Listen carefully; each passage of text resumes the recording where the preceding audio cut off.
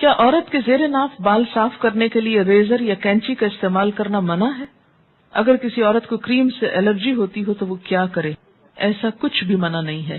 یہ بالکل من گھڑت بات ہے کہ جنازہ بھاری ہو جاتا ہے لوہا لگانے سے. ریزر استعمال کریں، کوئی بھی ایسی چیز استعمال کریں. بلکہ میں سمجھتی ہوں کہ کریمز کی نسبت زیادہ بہتر ہے کہ کریمز میں بعض اوقات ایسے کیمیکلز ہو سکتے ہیں کہ جو آپ کی اسکن کے لیے بہتر نہ ہوں. آپ کو پتہ ہے حدیث میں کیا الفاظ آتے ہیں؟ میں نے آپ کو پہلے بھی سنائے تھے. حلق الآن و نطف الابط. ابھی بھی یہ لفظ گزرے ہیں نطف الابط.